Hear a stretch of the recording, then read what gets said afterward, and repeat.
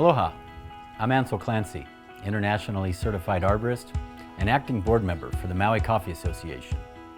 I want to talk to you about 3 methods for processing your coffee straight off of your coffee farm. Now, all 3 of these methods have different advantages and purposes. They also have very different inferences on the quality of the cup. We have the washed processed coffee. We have a honey processed coffee, or what I've also heard called a semi-washed. And then we have what's called a natural processed coffee. Now, all 3 of these coffees can yield fantastic coffee. So with washed coffee, the advantage to this coffee is you end up with an extremely clean cup.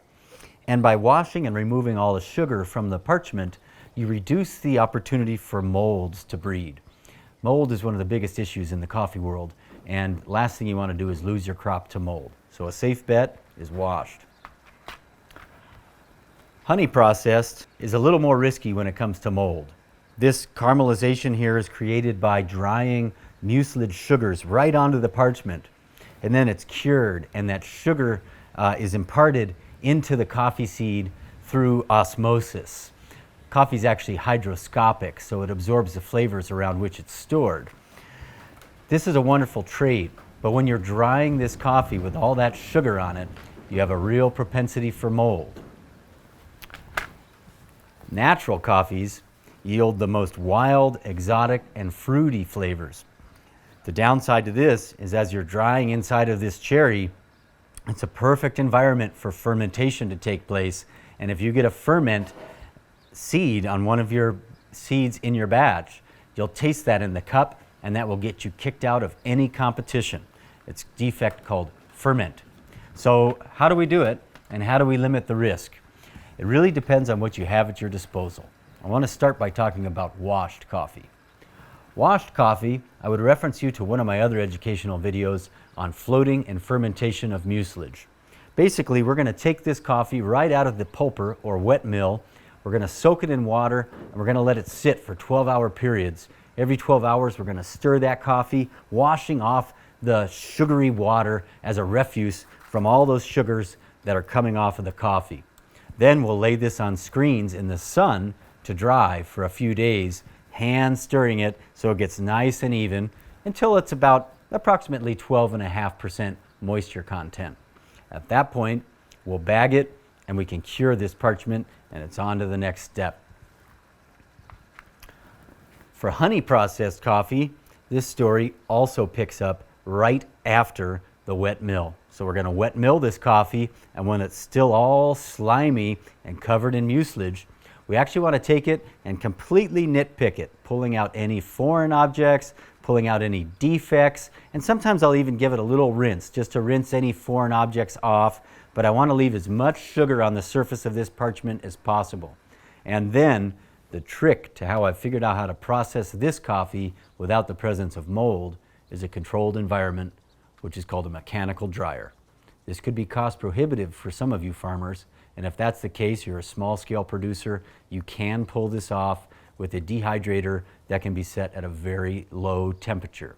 I like to dry my honey processed parchment at about 118 degrees.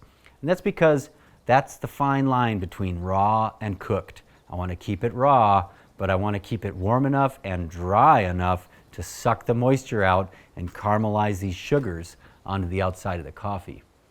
In that mechanical dryer, just like the sun-dried washed coffee, I want to be rotating the racks and stirring this coffee around, checking the moisture content a couple times a day with a very specific moisture meter.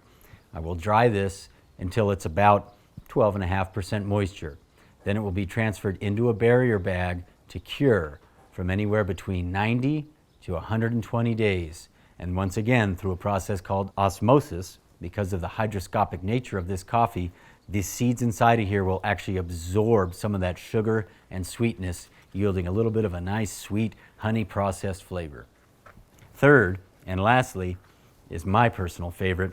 This is called natural coffee, and this is probably the hardest one to pull off. I'm going to pick all of my cherries when they're perfectly ripe. Some growers will let them dry like this right on the tree, and they are in a dry enough environment that they can take these dried cherries and just mill that, and it ends up becoming a natural processed coffee. Well, Hawaii's pretty moist, so we actually pick these when they're perfectly ripe, and then we dry them. When we do is we come in, we pick them, we float the coffee cherry, wash the coffee cherry, and sort it to where we're left with only the perfect cherries. And then once again, the cost-prohibitive mechanical dryer and the incurred cost of the electric bill. But this goes right into the dryer in a clean and controlled environment.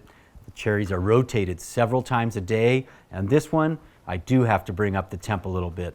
If I put a lot of cherry into a dryer, it creates a pretty warm, damp environment which can host mold. So I actually heat this up to about 130 degrees or 140 degrees, and I will dry this off. I'll knock the moisture down really quickly within the first 24 hours, and then I lower the temperature to about 118 degrees, and I'm going to rotate these and leave them in the mechanical dryer for at least a week. This cannot be measured with the moisture meter, so it's important to make sure that you get this good and dry. Again, I dry it for about 1 week.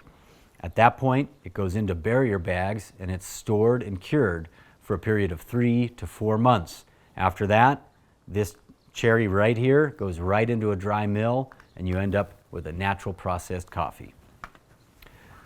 So to recap, these are 3 top-notch ways to produce or handcraft your specialty coffee, depending on the parameters of your farm, the equipment that you have, and your desired result in the cup. You have a washed coffee, which is a clean, safe, and cheap way to process coffee. You have a honey processed coffee, which is very unique, very sweet, and somewhere in the middle between exotic and very clean cup. And thirdly, you have a natural processed coffee, which is wild, exotic, and fruity. Happy processing.